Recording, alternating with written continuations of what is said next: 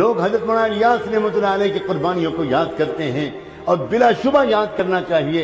لیکن میں اکثر کہا کرتا ہوں کہ عورتوں کا جسم جس طرح پردے میں رہتا ہے اسی طرح ہماری خواتین اسلام کی قربانیاں بھی اکثر پردے میں رہتی ہیں۔ یاد کرو وہ دن جب حضرت مولانا الیاس رحمۃ اللہ علیہ نے اپنی جائیداد، باغ، کھیت سب بھول کر چھوڑ کر دن رات دین کی محنت میں لگ گئے۔ ان کے لوگوں نے ان سے بہت کہا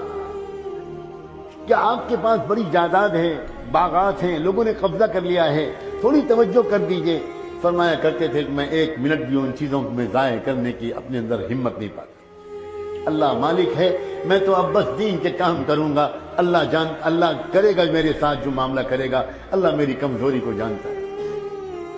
پھر آنے لگے امتحان، پھر وہ وقت آیا کہ رمضان مبارک کے دن تھے، بنگلے والی مسجد میں مہمان تھے، دسترخوان سحری کے وقت میں بچھایا گیا، لیکن دسترخوان پر جانتے ہو کیا رکھا گیا؟ کھانے پینے کے لیے کوئی چیز نہیں تھی۔ وہیں پر ایک پیڑ لگا ہوا تھا جس میں گولر کا پھل نکلتا تھا۔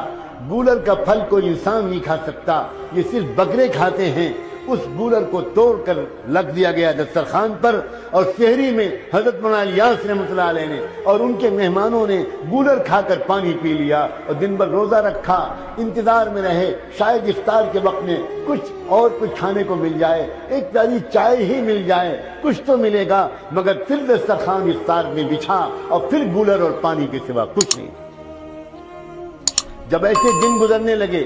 تو حضرت مولانا الیاس نے ایک مرتبہ اپنی بیوی سے کہا، ان کی بیوی اچھے رئیس خاندان کی تھی، اور ان سے کہا کہ دیکھو مجھے لگتا ہے اب میری قسمت میں تو یہی سب لکھا ہے، میں نہیں چاہتا کہ میری وجہ سے تم کو تکلیف پہنچے، میں خوشی خوشی تم کو آزاد کر دوں گا، کوئی تحفہ دے سکوں گا تو دے دوں گا، تم کو طلاق دے دوں گا، تم چلی جاؤ اپنے میکے واپس، اور پھر عدت گزارنے کے بعد میری دعا ہے کسی کھاتے پیتے انسان کے ساتھ تمہارا نکاح ہو، تم یہ تکلیف کب تک برداشت کرو گی؟ حضرت مولانا الیاس کی اہلیہ خاموش نہیں، ایک لفظ نہیں بولی، اٹھی اور کوٹری کے اندر گئیں، اور ایک پوٹلی انہوں نے چھپا کر رکھی تھی، اس میں کچھ زیور تھے اور کچھ روپے تھے، وہ لائیں اور لا کر ان کے قدموں پر رکھا اور کہنے لگی مجھے اپنے گھر سے، اپنے قدموں سے جدا مت کیجئے، یہ جو کچھ ہے میں حاضر کرتی ہوں۔ سلام ہو اس اللہ کی بندی پر، سلام ہو اس کے عزم و قربانی پر، کیا پتا اس قربانی کو قبول کر کے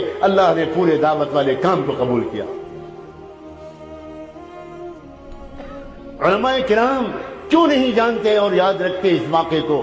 وہ یاد کرتے ہیں حجت الاسلام حضرت نانوتوی رحمۃ اللہ علیہ کو۔ اللہ اکبر، جب یہ نام آتا ہے میرا دل چاہتا ہے میں اللہ سے کہوں اللہ میرے خاندان کی عزت و ناموس کو ان کے قدموں پر قربان کرو۔ حضرت نانوتوی معمولی شخصیت نہیں تھے،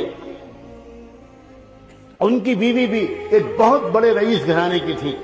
جب وہاں نکاح طے ہونے لگا تو حضرت نانوتوی رحمۃ اللہ علیہ نے بار بار کہا اپنے گھر کے بزرگوں سے میرا رشتہ اس گھر میں مت کریں، وہ بہت کھاتا پیتا گھرانہ ہے، بڑے رئیس گھر کے لوگ ہیں، ان کی بیٹی میرے گھر میں آ کر کیسے چین سے رہے گی؟ میری زندگی تو فقر میں گزرنے والی ہے، اس کی بیٹی پر یہ ظلم مت کیجیے۔ مگر بیٹی کا والد یہ کہتا تھا میں اپنی بیٹی کا نکاح مولوی قاسم ہی سے کروں۔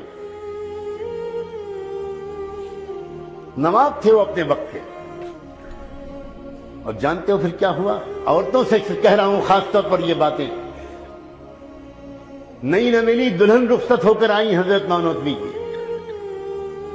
باپ نے سر سے پیر تک کے لیے زیور بنوائے تھے،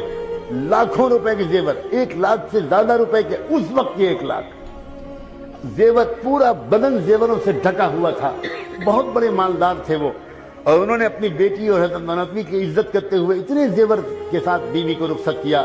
سہاگ رات ہے، پہلی رات ہے، نئی نویلی دلہن کو لے کر بیٹھے ہیں، حضرت نانوتوی اندر داخل ہوئے ایک نوجوان، اور جا کر سلام دعا ہوتی ہے، محبت کا تبادلہ ہوتا ہے، اور بدن کو زیور دیکھتے ہیں تو پہلے ایک بات کرتے ہیں کہ دیکھو